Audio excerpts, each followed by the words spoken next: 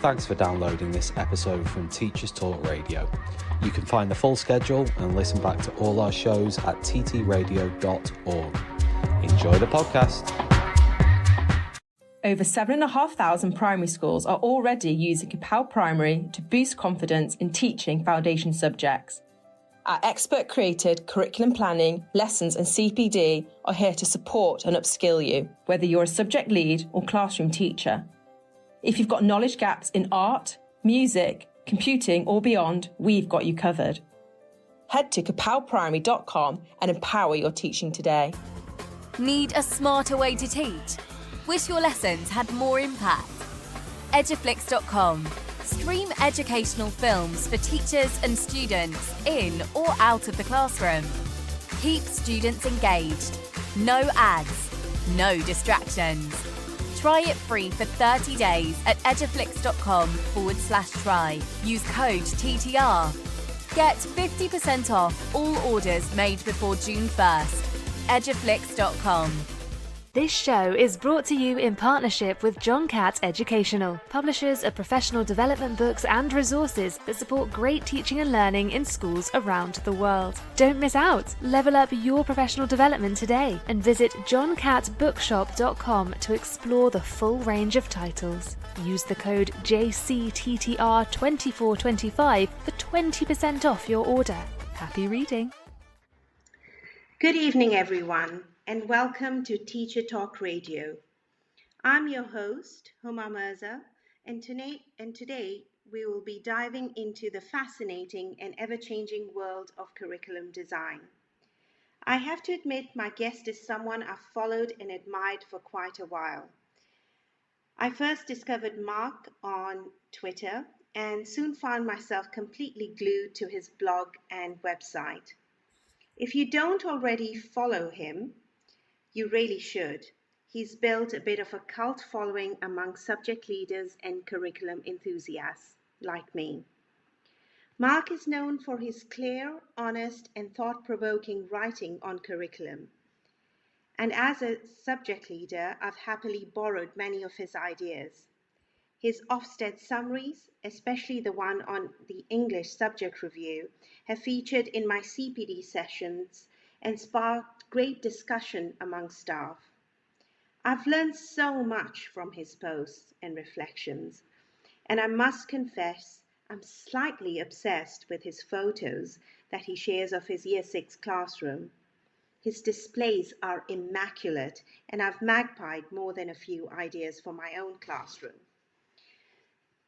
So it's a real treat to have him with us this evening.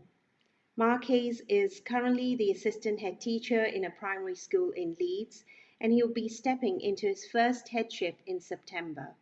Marc, welcome. I am so excited to have you here. Hello, good evening. Thanks for what a lovely introduction, Huma. That was really flattering. Thank you so much. How are you doing? Yes, I'm really, really well, thank you. Really, really well. It's been a bit of a rainy day up here in Leeds, but all good, thank you. How are you? I am very, very well. And, this is also exciting. I've always wanted to have you on the radio show, and you're finally here. So a very warm welcome to you. Oh, thank you. So, let's start with something really exciting. You are about to take on a headship. Many, many congratulations. So can you tell us a little bit about your current role and this new next step? Yeah, absolutely. So I've been incredibly lucky for the last 6.5 years to work at Roundhay all through school in Leeds, where I've been assistant head teacher at the primary campus. My job there has primarily been to teach in Year 6, to lead the Year 6 team, but also to develop initially it was the wider curriculum, and then it became the curriculum in general. And then kind of over the last few years, that's kind of evolved into developing subject leaders.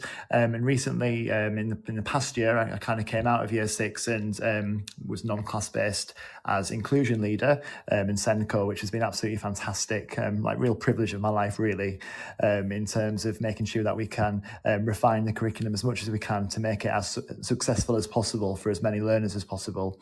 And so it's been a real privilege, it's been a real journey, but now it kind of came to an end on Friday, my last day at school, and now I'm incredibly excited to be starting as head teacher at a primary school down the road in Horsforth, which is just other side of Leeds, and that starts in September.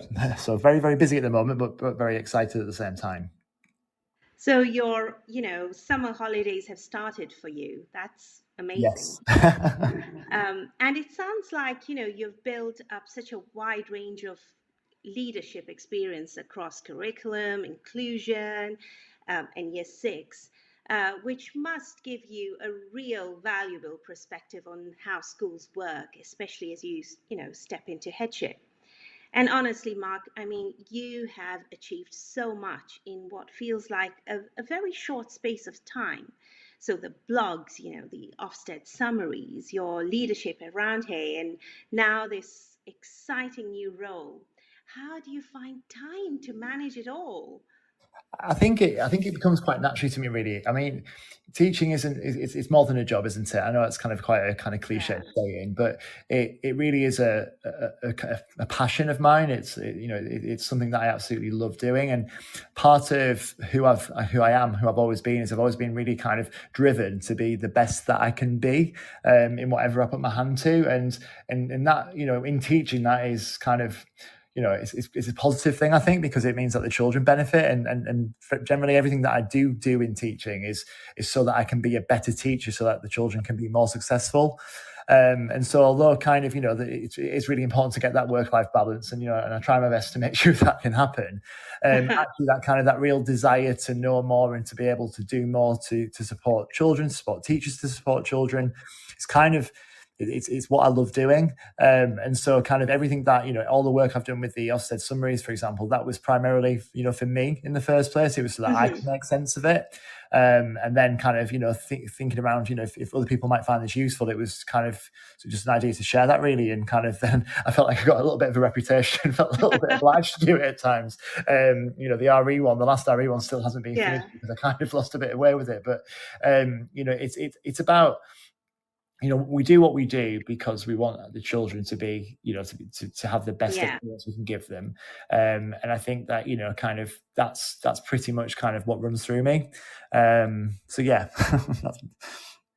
When you started writing the summaries, did you ever imagine that teachers and, middle leaders and subject leaders across, Britain, in all different schools will be reading your summaries and using them just like I have, during our inset days and CPD session? Did you ever imagine that would happen? Absolutely no idea at all. I genuinely thought it might, a couple of people might find it useful. And it kind of, I've heard stories where, kind of people have kind of come up to me, I've seen your work on this, and it makes me so embarrassed because, it's really quite, I just don't imagine that would happen at all. So whenever I hear it, and whenever I hear that, it's had a positive effect, it does fill me with warmth, a little bit of, like I say, a little bit of embarrassment at times, but warmth more so, because it means that, as a profession, we can share what we learn from each other, and the impact of what we do can be kind of beyond our school. And I think that's a great thing about our job, and that's why I love kind of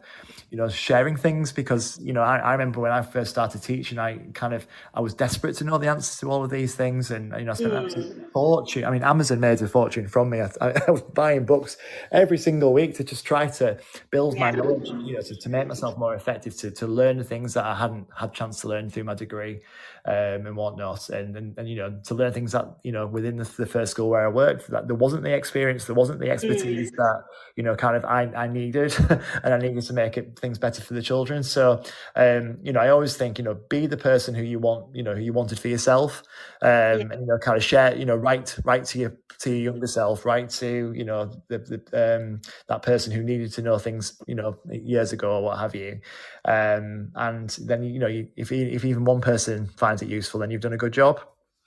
Yes, and from your blog posts and your summaries, I can tell that you are very well read, and you know your stuff, which is incredible. And I have learned so much from you and reading your blogs. And when we spoke on the phone the other day, I was also so grateful that you shared your words of wisdom and some of the brilliant tools that you have used when you were doing your outstanding Year 6 production, which I saw that I saw a clip that you had posted on Twitter a while back, and I was completely, Mark, and I mean completely blown away with the quality and the creativity and of that show. And, it just goes to show how much thought and care you bring to, everything that you do, which is incredible. And you know what? The other incredible thing about you, Mark, is that you are incredibly humble. And that is such a great quality to have as a leader, particularly a senior leader. And I have come across, some incredible senior leaders who have that quality, and, they go ahead and do remarkable things. So, can you take us back to the start of your curriculum journey? What first drew you into this area of school improvement? Yeah, thank you very much, by the way, for those lovely, kind words. And I really can't take full credit for those shows because they were a real team effort, and that's very much to do with the kind of the culture that we have around here, which is why I've been so lucky to have worked there. But yeah, going back to the first step on the curriculum journey, I think it really started back when I was at university. I did a 3-year primary education degree, and as part of the placements that we did on that degree, we were expected to plan lessons. Kind of quite a typical expectation. But what was kind of missing from our training, if you like, was actually how do you plan a lesson? How do you plan a sequence of lessons? We never really received anything formal on that. I'm not sure if that's the case anymore, but certainly back then it felt kind of a bit of a gap. And kind of you look at planning a lesson and a starter and a plenary, all of those from the past that kind of we don't use as much anymore. But it was very much a case of kind of as when I was in NQT, thinking how on earth do I actually plan a topic on this? And lots of the curriculum kind of specification at the time was still just single words. So what are we learning in history in year 5 in autumn term? We're learning the Romans. Okay, well, what does that mean? What we're teaching them. So I kind of that then kind of sparked off curiosity really to kind of think, well, how do you actually design a curriculum? How do you design a sequence of learning? So I read quite a few books about it and got really quite excited about kind of the art and science of it all, really, in terms of read some blogs, and they were generally kind of secondary based, but that subject specific approach to designing a curriculum I just found fascinating, and it really made me think like, yes, there is a way that you can organize and select the content that you can teach children so that they can be really successful, and they can really kind of acquire the content in a really meaningful way, far more so than just kind of Googling an activity for year 5 Romans, for example. And I think that just developed and formalized as the first setting where I worked. The school was in an area of social deprivation. It was 50% people premium, and it felt that lots of my efforts to teach the children were kind of futile. I'd spend hours and hours and hours trying to design lessons or find great resources for them, and thinking that I was trying to do the best job I could, and still not seeing that impact. So again, I kind of just felt that I needed to find out more about it, and I found out more how to build a curriculum that supports children's learning full stop and isn't just kind of doing topics or kind of covering things. And it's kind of, I investigated all types of things. I was really interested in solo taxonomy. I'm not sure if that's something you've come across before. That's something, that kind of is a way of organizing knowledge and then kind of thinking about how you can make links across that knowledge and then extend it. And that kind of helps. But I think one thing I've learned over the past kind of decade and more of doing this has been that it takes a whole school approach, and as much as there are the principles of curriculum design, there are also the principles of curriculum leadership. And I think having that vision and having that clarity and having those systems in place in a school are just so important, to kind of create the conditions for the principles of curriculum design to be enacted and then to be successful. So yeah, it's been a big learning journey, and it's one that I'm certainly not at the end of, but I can definitely when I think back to over 10 years ago, back in that NQT classroom, I just wish I knew what I knew now. And those kids would have got a far better deal. But that's kind of teacher improvement altogether, isn't it? Really, we're always getting better, aren't we? And, I think you've touched on something so powerful here when you mentioned, schools in disadvantaged communities. And I believe that, all children are capable of amazing things. And as teachers and leaders, we need to use, curriculum as a tool for equity. And Absolutely. we must have this belief that every child deserves access to ambitious ideas, regardless of their background. And that is such a powerful driver, isn't it? Absolutely. Yeah. So, so for those who might be new to curriculum leadership, how would you explain it in everyday language to someone who is sort of unfamiliar with this concept? Okay, so I'll try my best to make this to do justice to this question. I think what is curriculum design is first of all it's stating the ambition or the outcome that we want our children to be able to do. So what do we want them to know? What do we want them to remember? What do we want them to produce or to actually be able to create? It's then when they've got that idea in mind, it's then selecting the facts, the ideas, the concepts that children need in order to achieve that ambition. And really kind of considering the essence of that, the core components of it. And then after you've done that, it's then thinking about how do they sequence together, how do they build on each other, and what does that journey look like from kind of the children's starting point to reaching that ambitious endpoint. And I think that you can use that framework, whether you're thinking about the curriculum of one lesson, of a series of lessons, of a year, or of the entire key stage or the entire primary phase. It's the same idea, really. It's specifying what do you want the children to achieve, thinking about what they need to do to be able to achieve that outcome, and then putting it in the right order. And that's, for me, that's the kind of the simplest way that I could describe curriculum design. And I hope I haven't missed out anything important in that explanation. Thank you, Mark. That was such a clear and purposeful explanation, and I like how you framed the curriculum. I feel it's not a checklist of content, but, a tool to help pupils achieve a bigger goal. And it should be like a journey, shouldn't it? Absolutely, And yeah. where children need to get where they need to be. Absolutely. So tell us. Sorry. Go ahead. I was going to say, I think, it's also important just to kind of contextualize that in a primary school as well as, the foundation subjects are called such for a reason. It's about laying the foundations for kind of further study when they get to secondary school and beyond. So I think it's, when we think about those curriculum outcomes, we're not going to overload the children. We're just going to give them a really great start and give them what they need to be more successful later on. And it's so important that we have that continuous reflection of what are we building upon and what are we preparing for, as part of that curriculum. And that kind of, children's journeys in whatever subject they're taking have a starting point, have an end point, but that end point might be way into the future, and it's just about thinking all the time, are we using this time as purposely as possible to give our children what they need to be successful the next time they come to look at this aspect. Yeah. Tell our listeners how your understanding of curriculum has evolved over time, and were there any key moments or insights that, shaped your thinking? Yeah, absolutely. I think I always knew that we should think of curriculum as building blocks, and in terms of thinking about prior knowledge and thinking about kind of how we layer knowledge on top of each other to lead children from one place to that destination. But I don't think I ever originally kind of thought about that in the fine-grained detail that I believe is important now.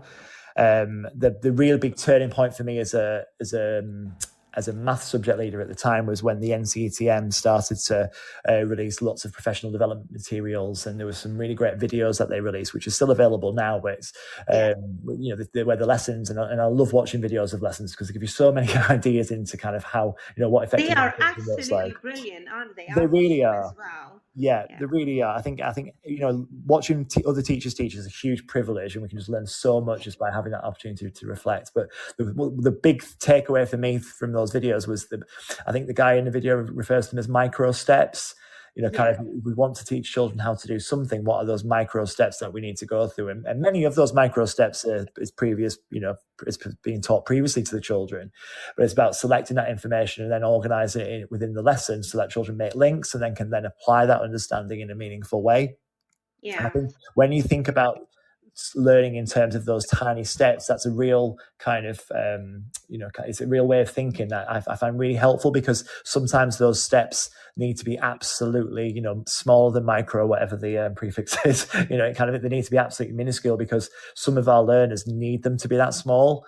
And when we can really articulate what that journey looks like and identify those stepping stones within a subject, that's how we can create inclusion, an inclusive curriculum. So that, for me, that just was a super important kind of, I guess, confirmation of what I knew, but also a kind of an enlightenment in terms of actually how much more I needed to think about it. The next big kind of change in my thinking came from the Ofsted research reviews. And again, having summarised them all, it was really, really valuable to then start to see the patterns that came up between them. And the principles for curriculum design that transcended all of the subjects. And so kind of thinking about actually curriculum construction and design became kind of, it's that kind of that point, isn't it, where you start to just kind of assimilate it all together and start to see it in a way that you never imagined seeing it before. You kind of got a fresh view on things, and when you can start to generalize and see the patterns, I think that's a really powerful kind of place to be. Yeah. So yeah, that was another key point. I think a real key point for me was. A third key point for me was when I started to work more with subject leaders, and from my own school and from other schools as well, and just how apparent it became that we actually do need to be really precise when we stipulate or when we exemplify what it is that we want children to learn.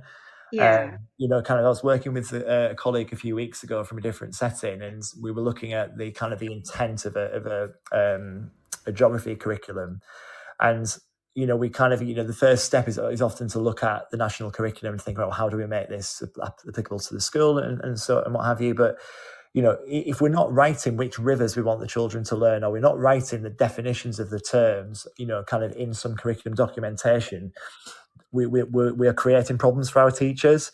And I was always really reluctant. I don't like paperwork. I'm a real kind of avoider of paperwork. I don't like it.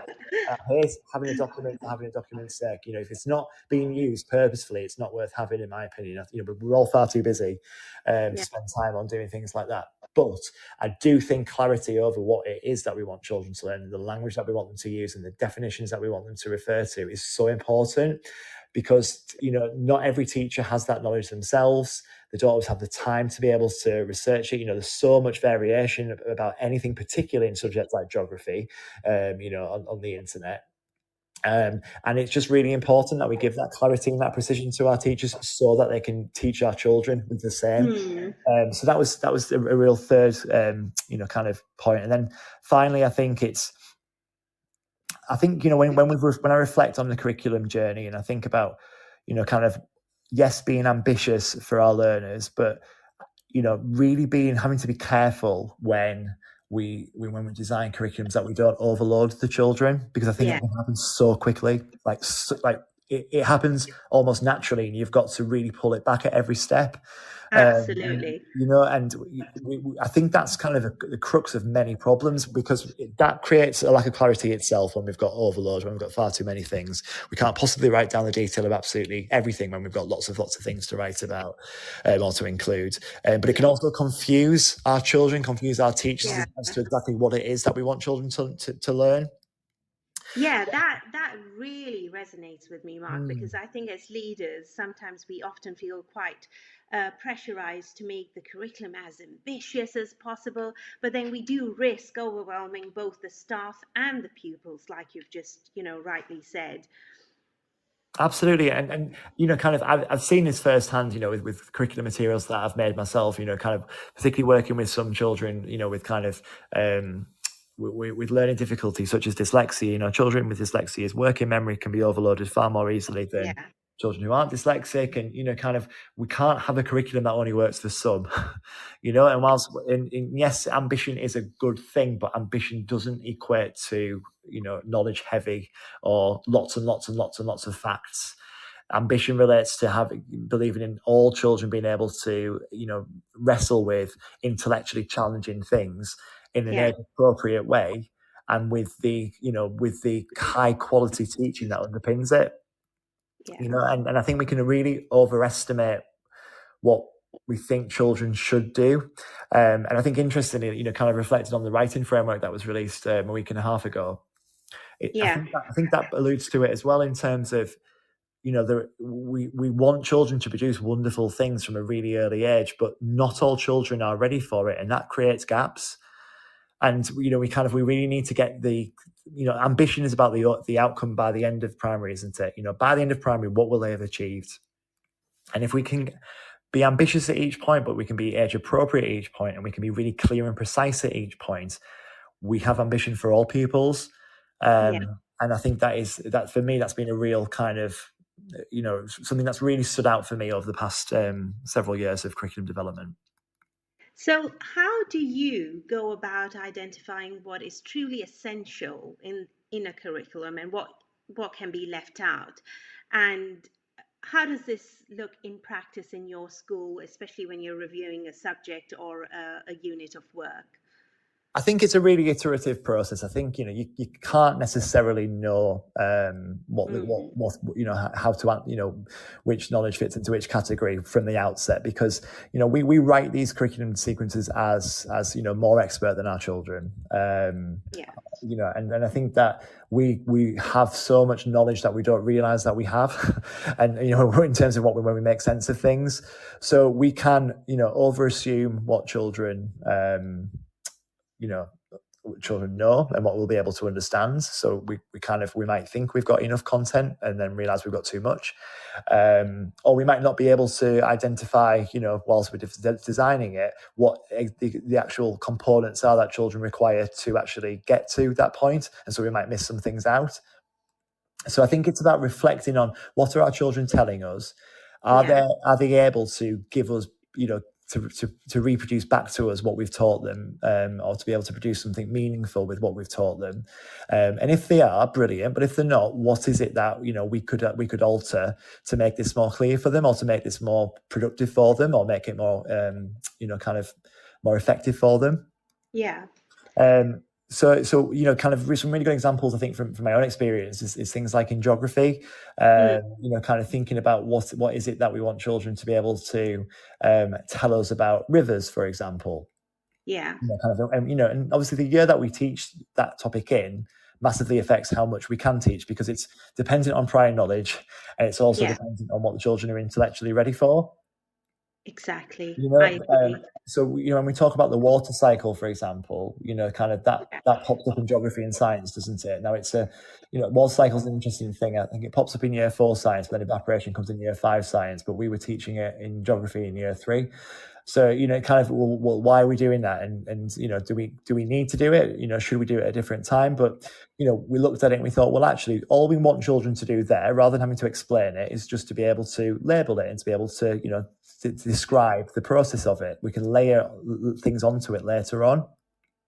So let's remove some of those kind of more tricky explanations that they don't need to know in year 3. But let's give them that framework for thinking. Let's give them the idea of that cycle. Let's use a really high quality book to show them that cycle and to illustrate kind of what each point looks like and give them that story behind it.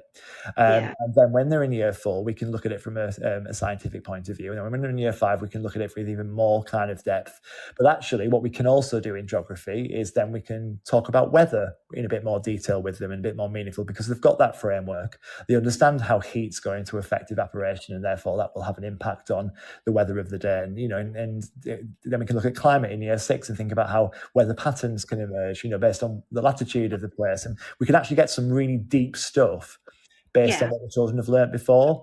But we can only do that if they learn it properly at the time. And so it's really important that we are as kind of, I guess, critical as we can be over the placing of knowledge in any teaching sequence. It really has to earn its place, I would say, in terms of being vital for the children to understand any concept to the standard that we expect of them. Yeah, I absolutely agree. And we shall dig a little bit deeper into this after this short break. So I will catch you in a bit. Lovely. Over 7,500 primary schools are already using Capel Primary to boost confidence in teaching foundation subjects. Our expert-created curriculum planning, lessons and CPD are here to support and upskill you, whether you're a subject lead or classroom teacher. If you've got knowledge gaps in art, music, computing or beyond, we've got you covered. Head to capelprimary.com and empower your teaching today. Need a smarter way to teach? Wish your lessons had more impact? Eduflix.com. Stream educational films for teachers and students in or out of the classroom. Keep students engaged. No ads, no distractions. Try it free for 30 days at eduflix.com/try. Use code TTR. Get 50% off all orders made before June 1st. Eduflix.com. This show is brought to you in partnership with John Catt Educational, publishers of professional development books and resources that support great teaching and learning in schools around the world. Don't miss out. Level up your professional development today and visit johncattbookshop.com to explore the full range of titles. Use the code JCTTR2425 for 20% off your order. Happy reading. This is Teachers Talk Radio, and this is Teachers Talk Radio News.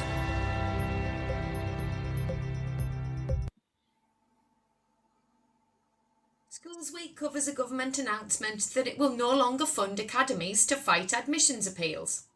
The funding of £180 per appeal, which has been available for many years for academies which deal with more than 20 appeals in a year, will not cover those after the 31st of October, with final applications due in by January the 7th. The government said academies were funded on the same basis as maintained schools, and it was expected that the costs will be met from their overall budget. It is pointed out that maintained schools that were their own admissions authorities had to cover appeals from their own budgets. Confederation of Schools Trust Chief Executive Leora Cruddas said the reduction in funding was unwelcome, and this change will affect the most popular oversubscribed schools. One trust, commenting anonymously, said 2 of its schools received over 1,000 applications for just over 200 places at each, and that between them the schools hear between 120 and 150 Year 7 appeals, up to 25 Year 12 appeals, and around 30 in-year appeals each year. This costs around £20,000. The announcement has also been criticised for the short notice, which further harms budget planning. A Department for Education spokesperson said the grant was introduced in the infancy of the Academy's programme to support new academies subject to high numbers of appeals at that time. Critics of the move say it's another cost to bear from already stretched budgets. More detail and comment is on Schools Week online. The Standard reports on falling roll numbers that it says are expected to drop at a faster rate than previously projected over the next 5 years in primary and nursery schools. The report comes as primaries in parts of England, including London, have been considering closing due to falling numbers and funding pressures. The latest Department for Education projections suggest just over 4.2 million pupils will be in state nursery and primary schools by 2030, a fall of 300,000. Meanwhile, 3.1 million pupils are projected to be in state secondaries, 97,000 lower than in 2025. A population bulge has been moving into secondary schools, but the Department for Education now expects these numbers to peak in 2026 to 27. Numbers as rare the schools are funded, as it is currently based on a per-pupil approach. Paul Whiteman of the NAHT union said falling rolls can create a real headache for schools already struggling, and encourages government to think again. Additional comment included in the article can be found on the Standard website. School holidays in the UK are either underway or about to begin, so the BBC has made a timely investigation into the costs of summer holiday clubs. The cost of living correspondent says the 6-week break can now cost parents an average of £1,076 per child. The article acknowledges that price varies by region, with research by children's charity Quorum saying some areas have hiked prices by 13%. The charity says high demand and a lack of cheaper council-run activities are driving up prices. Most families depend on some form of childcare for part of the school holidays, as an increasing number of households have 2 parents in full-time work, and it is now less common to live close to relatives. Data published in the article suggests Wales and the South East are the most expensive, with a respective average weekly cost of £210 and £196, with the North West the cheapest at £162. Childminder costs are also covered, with Inner London being the most expensive weekly cost of £306 and the South West the least expensive at £191. Those running clubs say rising costs mean prices have also had to increase to cover things like staffing and materials. Places on council-run schemes can be hard to find. There are fewer holiday club places for children over 7, and availability drops significantly for those over 11. Children with SEND of any age have even fewer options available, with just 9% of local authorities in England saying they had enough provision for 75% of children with SEND in their area. Full details and advice on how to save money on holiday clubs can be found online. Finally, the BBC also reports that some pupils in a Lancashire secondary school will be taught maths by a teacher based 300 miles away in Devon. The remote lessons will be for top-set students in years 9 to 11, with a letter to parents describing it as an exciting initiative. The lessons with the exceptional virtual teacher will be supported by another qualified teacher experienced in maths.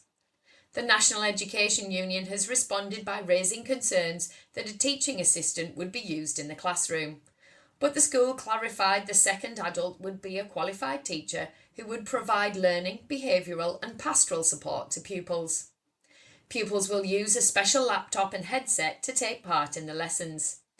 The school said this plan was a small-scale initiative used only in exceptional circumstances where recruitment challenges make it difficult to secure high-quality, subject-specific teaching. This has been Teachers Talk Radio News with Joe Fox. Welcome back, Mark. Hello. Hello. Hello. So, Mark, you mentioned to me when we spoke that when you started your curriculum journey, your curriculum development journey at your school, you wanted a wider purpose than just meeting the national curriculum. So can you elaborate on that, please? Yeah, absolutely. I think we've always, at the school where at Roundtable, we've always kind of thought about, well, what's like the so what of what we do. So you know, why are we doing this? Why are we selecting this content? Why are we making these decisions? What's the kind of the higher purpose behind it? And we were really inspired when we first started thinking about the our curriculum development. We went down to a school in London, a school called Foxfield Primary School, which is part of the Inspire partnership. Really fantastic organisation led by Rob Carpenter, who is an absolute educational hero of mine, and kind of really, really great work coming from that trust.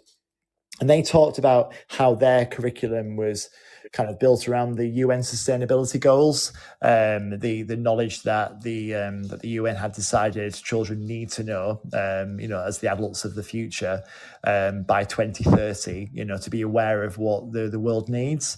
And we felt that was really appropriate for our pupils as well. And so we looked and we explored, there's quite a lot of them, and we selected a few that linked to our school values.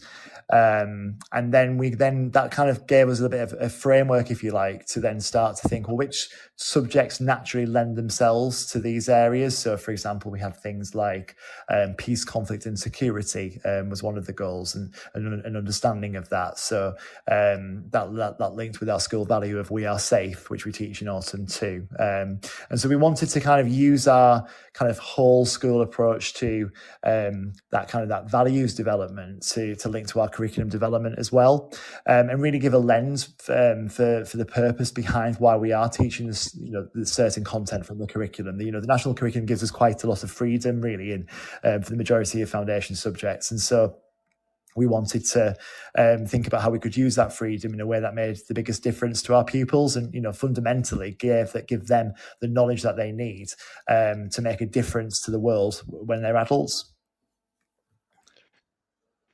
I have to say I found that really interesting because, in the schools that I've worked in, and, I might be absolutely wrong here, or I might have got it completely wrong. The national curriculum in the foundation subjects is followed quite rigidly based on what they've listed in the national curriculum on the DFE website. And I have felt that at times, there's very little room to explore anything beyond it. In fact, there have been times when deviating from the national curriculum, even if it's for a good reason, is sometimes seen as risky or frowned upon. So hearing that your school has been inspired by something like the United Nations Sustainability Development Goals, and that you've used it in such a meaningful way to shape your curriculum, I find that really impressive. And it just goes to show what is possible when the school's curriculum is rooted in purpose rather than just compliance. And I imagine it must have been incredibly useful and powerful for the children too. Yeah, absolutely. It's about, we absolutely meet the national curriculum requirements, that's like absolute certainty. But I think there's some kind of old ways of thinking about curriculum, which perhaps kind of have a more of a impact on us as a profession than we perhaps realise. Not all curriculum sequences need to be 6 weeks long. For example, if you look at like the history national curriculum, they talk about the Anglo-Saxons and the Vikings, and it talks about, the Vikings and Anglo-Saxons is like in two separate bullet points. But actually, they don't need to be two separate units of work. It doesn't say that anywhere. And as long as the children know enough about the content, and we determine what is sufficient for them to know, we do have more freedoms than perhaps it first suggests. And I think, in subjects like maths is where we have least freedoms because it's more specified. But I think, in terms of geography and history, there are things to cover. I wish there were more detail on some of it, so we had more clarity over the depth that we have to go into. I think some of the wording of it is a little bit difficult at times to really understand why we're teaching about certain things. But I think, in that situation, no one holds a secret set of answers. There's no one at the DFE who is holding something away from us, and and Ofsted don't know these things, and then will judge us on them regardless. I think it's about schools being, forthright enough to kind of think, well, we'll interpret the wording of the curriculum in this way. We know our children are achieving ambitious outcomes because we've got the evidence to show that. And we know we're building on the national curriculum, or we're enhancing, the national curriculum by including other parts in it as well. But certainly in terms of, where there isn't any specification in the curriculum, that's your opportunity to make a choice. And how much kind of knowledge you have, or how much opportunity to think about those choices, kind of determines the path that you can go down as a school. I feel very, very fortunate and very, very lucky to have worked at Roundtable for so long, and to have worked in a culture of real, investment in leadership, and investment in time and space and opportunity to think outside the box and to, resource things properly. But, if I were in a school where I was in a one form school, for example, and having to plan lots of lessons, kind of every night, and, not have very much leadership opportunity to do those things, or managing different subjects, at the same time, the opportunity to do that is affected. So I think the national curriculum, how we interpret the national curriculum has to be that way. because it very much does depend on, the capacity of the school.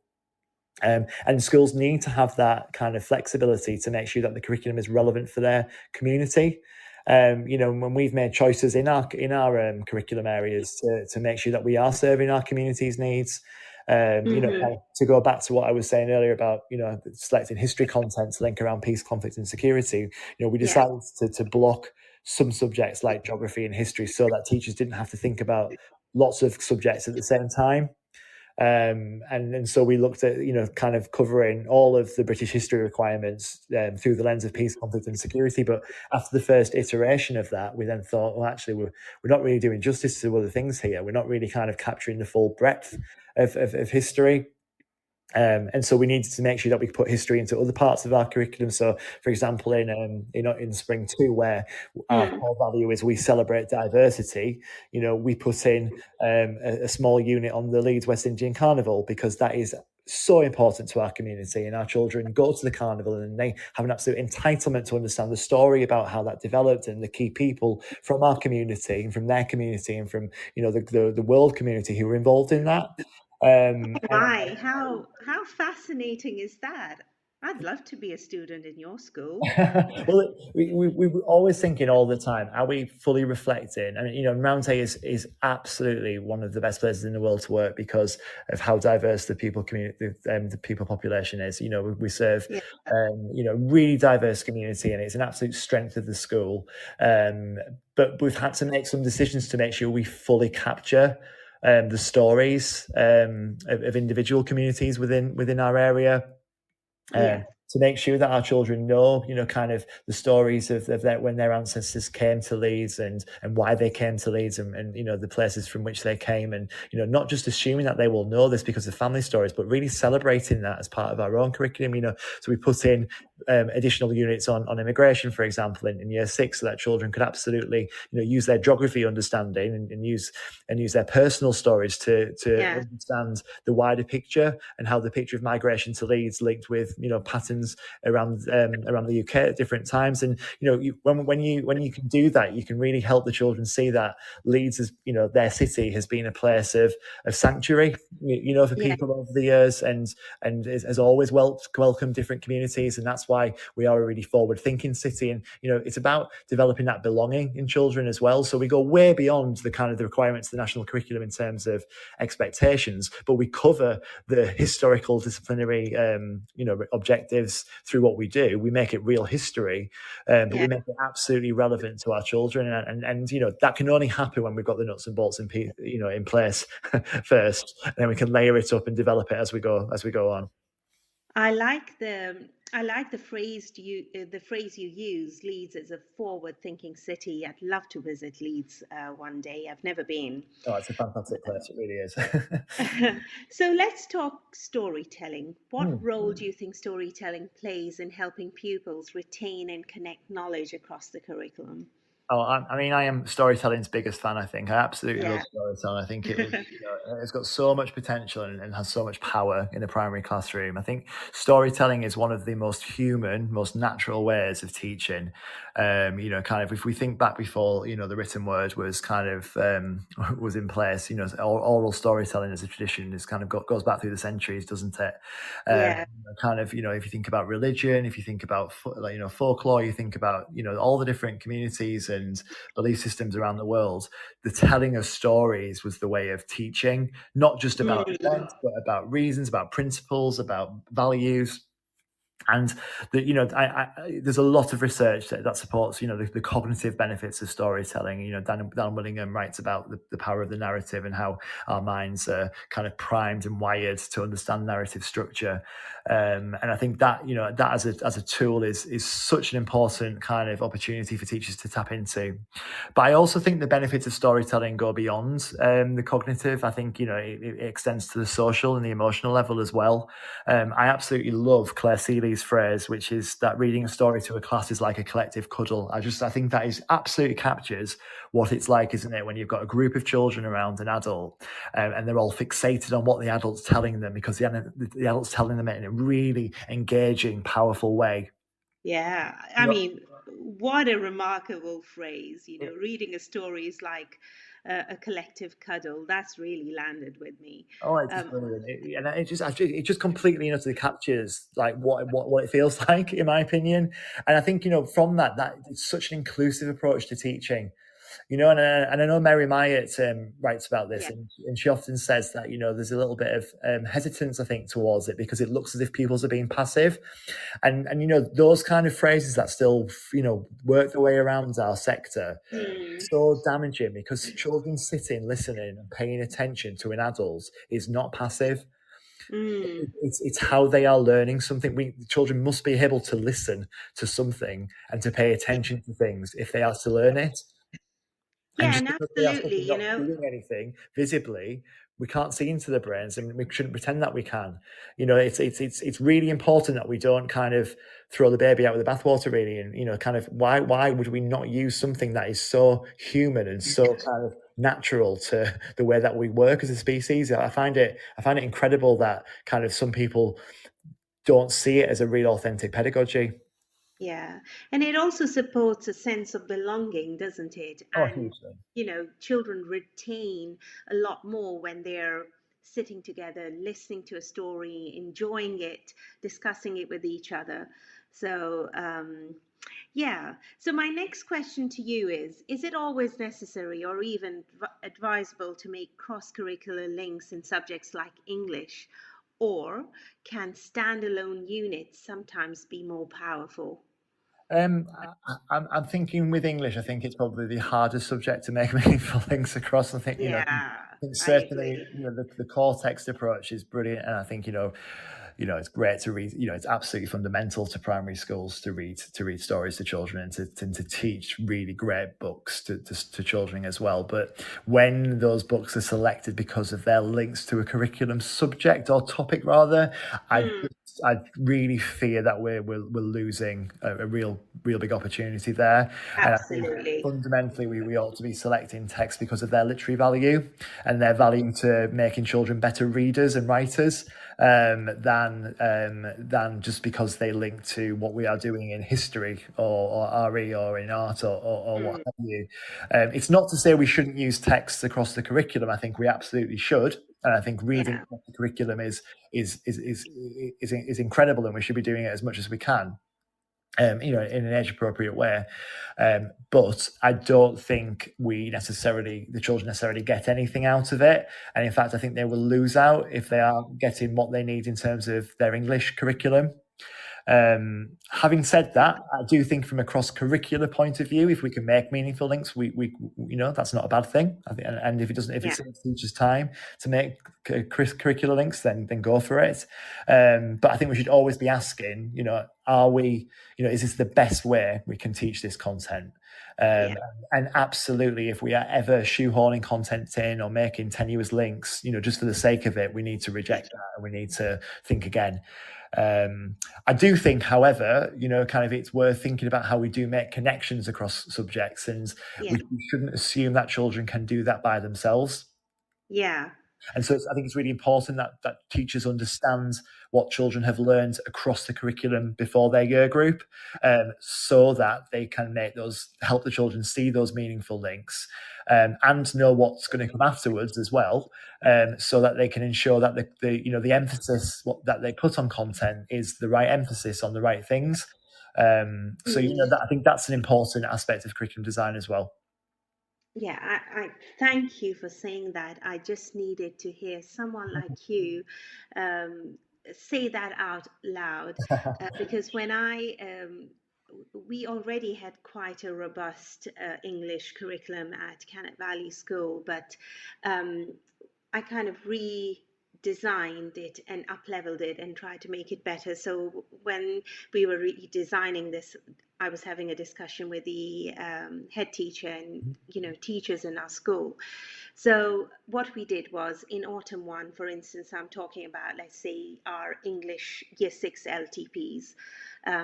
Autumn 1, we chose a book that was linked to perhaps our history topic, which was World War II, and we chose Letters from the Lighthouse. But then in autumn 2, we chose something that was, completely a standalone unit.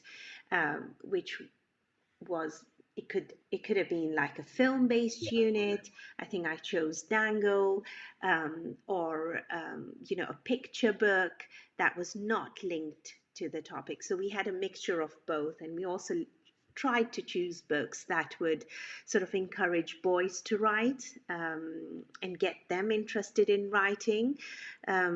So to hear you say that you don't have to force those links, it's nice to hear someone say that. I think Because it's I always think worth in a lot of schools they try to force those connections, and sometimes it really doesn't work, does it? No, I think it's worth thinking all of the time. What are we achieving through doing this?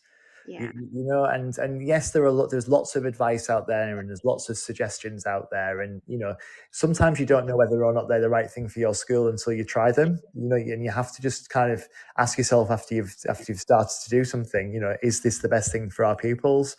But schools do need that flexibility and autonomy to be able to select, things like books, for example, based on their communities, because every community is unique. Yeah. And kind of needs within the school are kind of unique at different times. Hopefully if you find that the boys are wanting to write and you're wanting to inspire them, then that a short-term solution might be to select the text that kind of will inspire them to do that. But actually long term, it might be looking at the writing curriculum, writing table. You need to be able to work on those different priorities in your own way. Yeah. And so if we don't give the children what they need, at the expense of making things just look good or kind of fit some kind of arbitrary kind of expectation for cross-curricular links, then the children are the ones who lose out, aren't they? And that's just not a sustainable way of teaching. Yeah, absolutely. So, Mark, my next question is, it's rather personal. So, as you know, I'm not from England originally, and I've lived in countries that were once under the colonial rule. And yet, when I came to England, I noticed that we hardly touch on this part of history in school. And I know you have looked at the history curriculum in your school. So do you think we're missing something important by not giving this topic the time and space that it deserves? And how can we help the next generation understand Britain's global past in a way that is honest, meaningful, and inclusive? I want your thoughts on this. Yeah, absolutely. I think it's incredible. I think it's illustrative of the topic, because when you describe your experience in this, you will have a very different experience to me. And for me, the power of the curriculum and the purpose behind the curriculum is so that we can understand each other, and we can understand other people's perspectives on things as well. Yeah. And I think something like this in Britain's colonial past is such a complex area of study. I think it combines lots of different concepts and parts of history and lots of kind of concepts that children at primary school, I think, would find difficult to understand. I think it's important that we prepare children to be able to understand it whilst they're at primary school by teaching the curriculum properly, and thinking about the concepts that they're going to need to understand. But I think if we want to do it in a way that really gives, I guess, the respect that such a topic deserves, I think it's about teaching about that to children probably when they're in secondary school, and they can manage that complexity. But I also think it's important that we ask the right questions about it as well. And kind of, I don't know enough about this topic to give, I think, kind of advice on it really, because it's something that I'm interested in, but I don't know enough about it because I haven't taught it about it. And that's generally why I know things just from kind of, building my own subject knowledge and things. But I do know that, kind of what it is that we should be teaching about colonialism is about the different experiences that people have, and why people have different perspectives on it, and what that teaches us about it. There isn't, we shouldn't try to treat it as some, in an oversimplified way. Mm.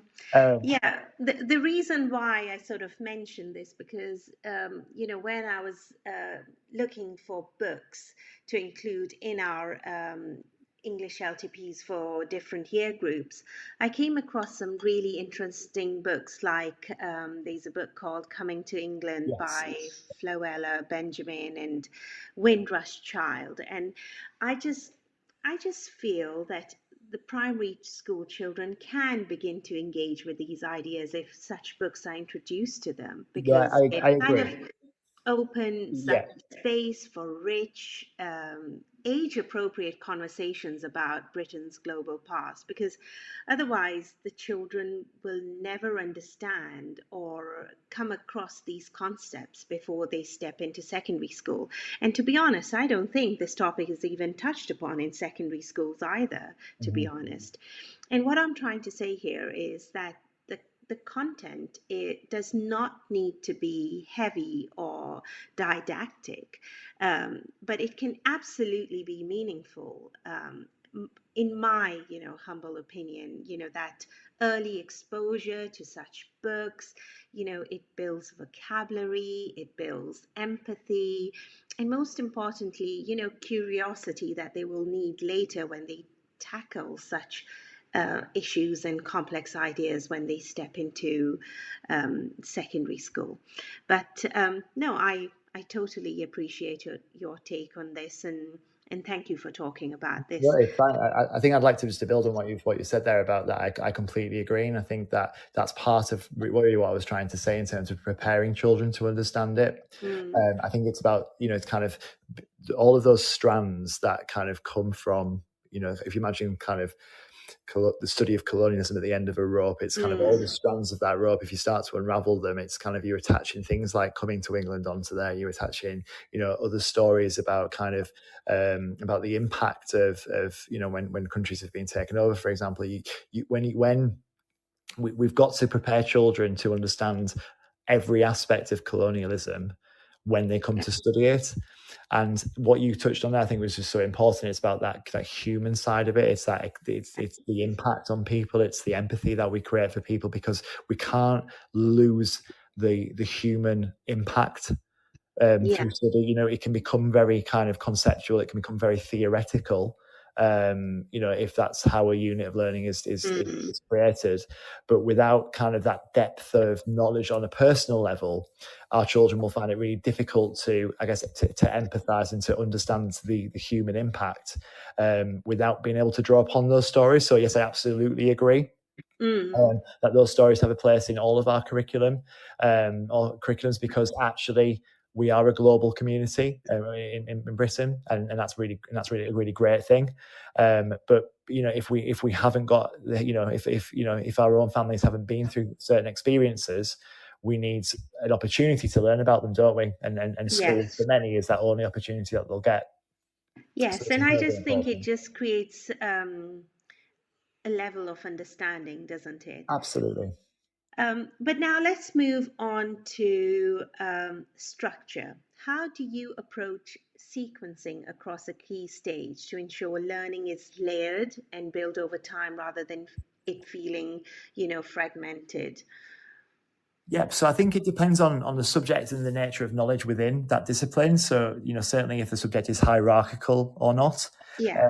Something like maths, kind of where every year builds on the previous year is quite, I think it's quite straightforward to sequence it. You can kind of see what that next step is, or you kind of see guidance on it.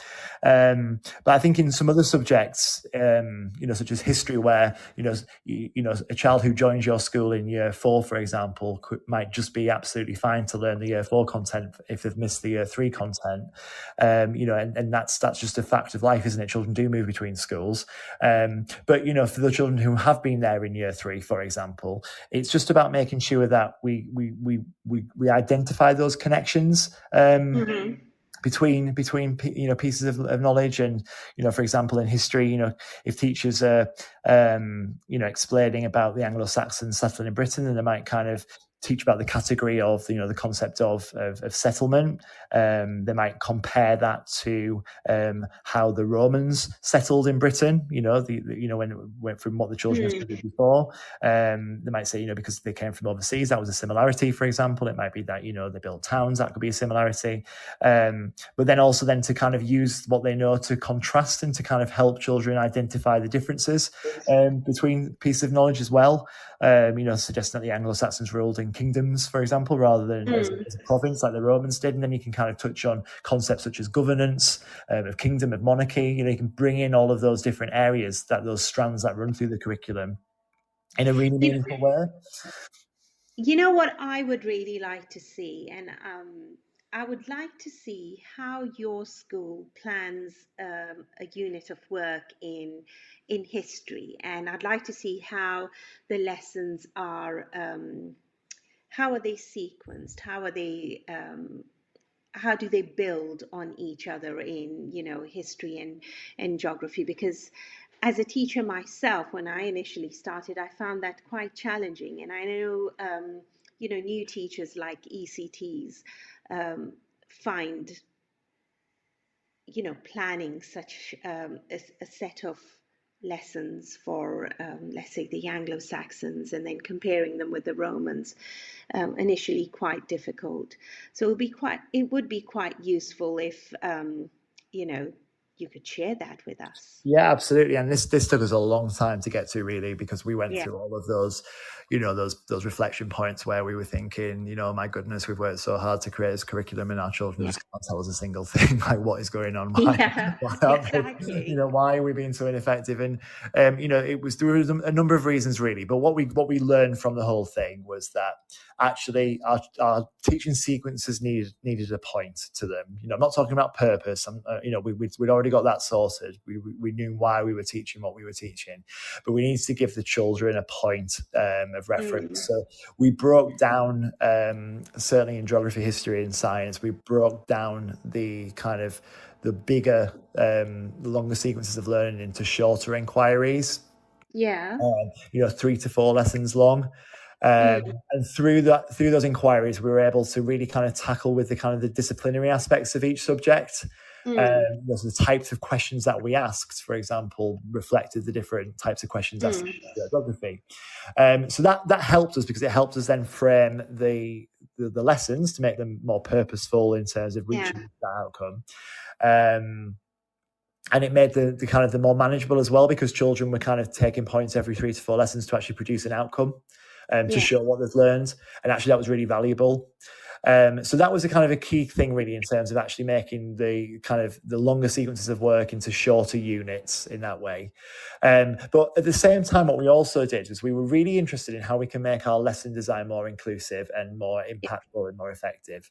And so my colleague and I, we looked at how we could use talk across the, like oracy as a way of learning, talking to learn. But we also wanted to think about actually, how do children learn? What tasks help children learn? Like what rather than just the intent, the knowledge, what's actually going to help them learn it? And how do we need to structure a lesson so that children can best learn something? So did a huge amount of reading, was really influenced by the book by Carl Hendrick, How Learning Happens, which is really, really helpful book, and all the work about cognitive load theory and things as well. And we came up with a lesson with kind of 6 distinct stages. They all begin with R, because Roundtable, everything does begin with R. It's a bit of a theme. But essentially, they follow this. Every lesson follows these stages. So it's retrieve, then it's repeat, then it's rehearse, then it's relate, then it's reason, and then it's recap. So what that is all lessons start with some retrieval to activate prior knowledge, and that's either from previous lessons within a sequence, or it's from previous units of work that children have studied in either earlier in the year or from previous years. So it's bringing to a fore that knowledge. Then what we do is teachers then do the kind of the inputs, and the input has lots of repetition through. So there's lots of my turn, your turn. Children, teachers say something, then children repeat it. They do that in sentences in terms of the key content. They do that with vocabulary and the vocabulary's meaning, because we really want the children to be able to say the words that they want to use, and they can only say those words if they practice it. So it's about giving them that absolutely. to repeat it and to hear it again. To see it on screen, to hear it from the teacher, and to read it in their own booklets as well, and then say it out loud. So they're getting lots of different exposures to that content.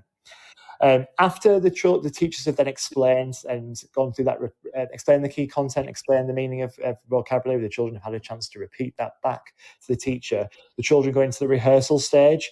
Now that's a really important, kind of very surface level stage of the lesson, where children just get a chance to make sense of the content in their own way.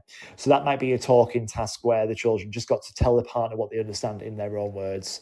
Or it might be to kind of show them a picture and ask them to use the content of the lesson to describe the picture. So if they've been taught parts of a river, you might give them a picture of a river and with label diagram, and just get them to point out the different parts. Make sure they're just going over and rehearsing the learning that they've just been told. Because what we know is that we need children to encounter that content lots and lots of times before we can get to a point where they become fluent with it. But when we feel like that happens after one or two tasks, we then go into what's called the relate stage. And that's where we've got to actively make connections between what children already know. So we want to think about, how does the new content fit with existing content? And then after they've done that, they might, that's just generally through kind of the 3 C's approach. So categorizing, comparing, or contrasting against the prior understanding, such as the examples I gave earlier with the Romans and the Anglo-Saxons. After that, we then go into the reasoning stage, which is where we want children to think more deeply about the content.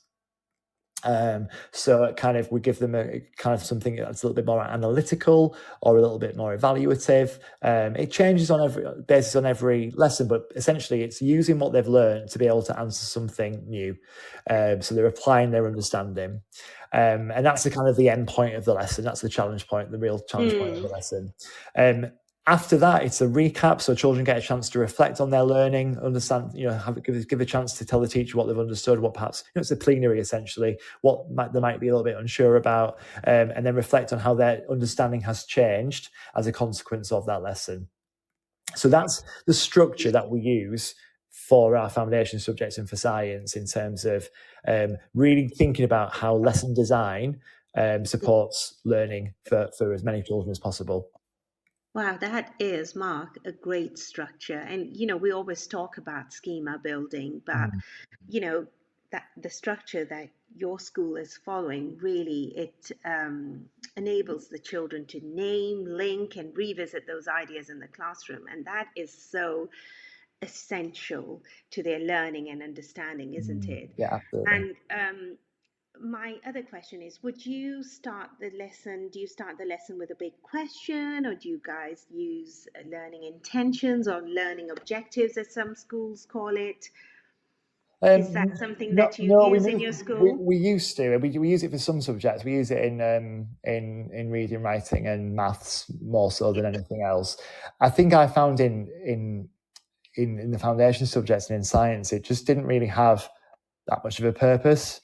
That's right, I agree. Yeah. I remember doing a lot of work around writing good learning objectives back with the work of Shirley Clark, kind of over a decade ago. And, I really still value that advice and that guidance from her. But actually, a title can be just as good, kind of for children, because in terms of the difference it makes. What we want to do is link it to that wider goal. So we'll, posing it as a question can sometimes be the best way to do it. How do we know about the Romans, for example? How do historians know about the Anglo-Saxons? It's something that gives a frame to the lesson, and gives a purpose. But I think it's really difficult to, it's almost like there's multiple learning objectives throughout the lesson, so it kind of reduces the impact of trying to find one. Yes. Over 7,500 primary schools are already using Kapow Primary to boost confidence in teaching foundation subjects. Our expert-created curriculum planning, lessons and CPD are here to support and upskill you, whether you're a subject lead or classroom teacher. If you've got knowledge gaps in art, music, computing or beyond, we've got you covered. Head to capowprimary.com and empower your teaching today. Need a smarter way to teach? Wish your lessons had more impact? Eduflix.com.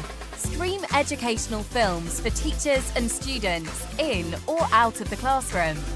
Keep students engaged. No ads, no distractions. Try it free for 30 days at eduflix.com/try. Use code TTR. Get 50% off all orders made before June 1st. eduflix.com. This show is brought to you in partnership with John Catt Educational, publishers of professional development books and resources that support great teaching and learning in schools around the world. Don't miss out. Level up your professional development today and visit johncattbookshop.com to explore the full range of titles. Use the code JCTTR2425 for 20% off your order. Happy reading. I absolutely agree. I think they're rather old-fashioned, and I was reading this book written by Sam Strickland, and he introduced the idea of big questions, and I think that is a great way to start, foundation subjects, to introduce a big question and then take the learning from there. My next question to you is, I know you mentioned inclusion and inclusive practice. So how can curriculum leaders make sure that they're really listening to pupil voice, especially when it comes to SEND and disadvantaged learners? Yeah, I think this is an absolutely crucial part of it, really. And I think, we our curriculum are only as effective as they are for our most vulnerable learners. And if our children with SEND or those from disadvantaged backgrounds, who are more vulnerable to educational failure than others typically, but not always, if they aren't able to tell us back what we want them to, then we don't make excuses for those children. We don't, accept that those children can't do those things. We question why not. And we use that opportunity when speaking to those children to understand why. And I think there's so much now, I read so much, I forget where I've read it sometimes, and that's a bit of a fault of mine, really. But I genuinely believe that all children can learn in a very similar way. And our brains are far more similar to each other than they are different in terms of kind of that cognitive architecture and the kind of the process that we go through to learn something. I think we all thrive off repetition. I think we all do well when we manage our cognitive load, when we can take things into chunks, for example. And I think we've just got to reflect on the fact of actually, are our lessons as effective as possible for all of our children, and is content broken down into those fine grains, and broken down further if necessary around the needs of each child in the class. Just because you've got the same curriculum every year doesn't mean that it needs to be taught exactly the same way, because the children are going to be different. And it's about adapting that delivery in the moment and in advance, because we know the barriers that exist within the classroom. But good teaching is good teaching for everybody. And there's a really lovely phrase that I've heard from a couple of colleagues of mine, and it's what's vital for some is valuable for all. And I think we really need to think about that and think about actually, there isn't that much difference between our children in terms of what works for them, and let's just kind of give them all the best chance. It shouldn't be that only the children who are high achieving can be successful with any curriculum area. There's a fault in the curriculum if that's not the case. I absolutely agree. We can't make excuses for these children. We can't say, it's because they don't read at home, or it's because they don't have these experiences. Well, no, we know that. We can't control it, but we know that. But what we can control is what our curriculum offers. And so if we are depending on those experiences for our children to be successful, we've either got to give them those experiences as part of our offer, or we've got to change the expectations and make them equally as ambitious, but make them more possible through what we can do.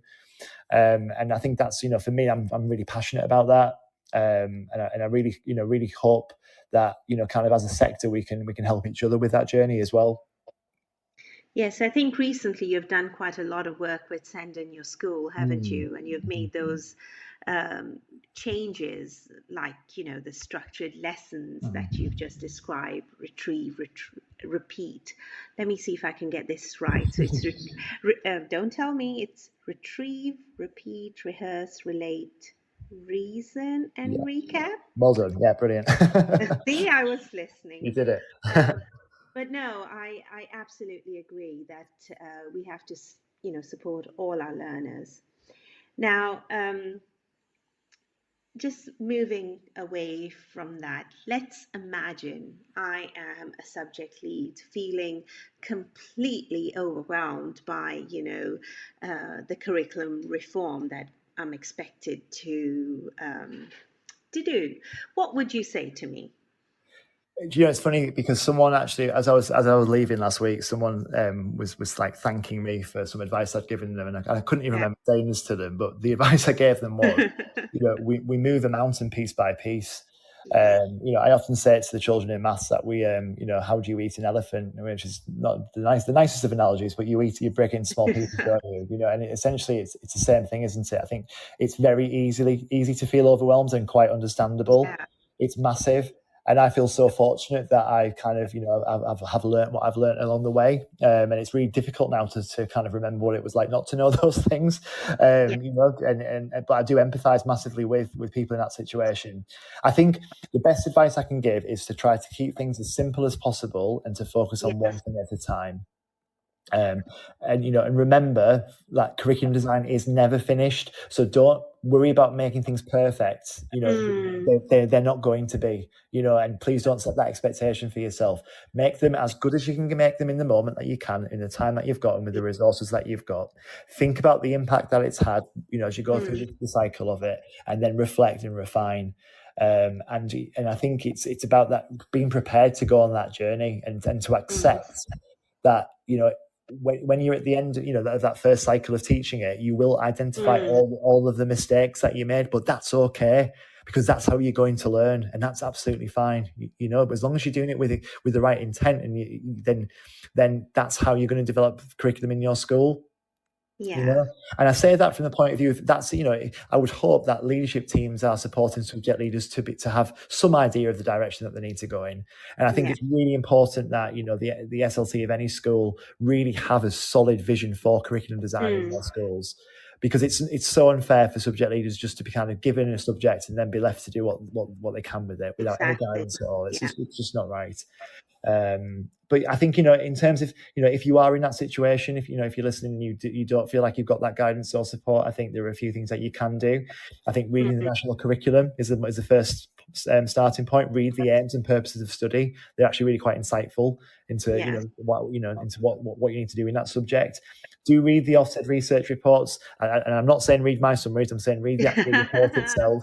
Use my summary if you want to afterwards, but please read the full thing, and read it 3 or 4 times, because you'll pick up different things every time you do it. To really get to grips with what it means to run an effective curriculum in that subject.